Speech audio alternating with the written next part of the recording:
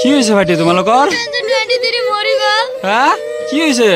কান্দি আছা যে আৰু 2023 তোমালোকৰ হাতত মানে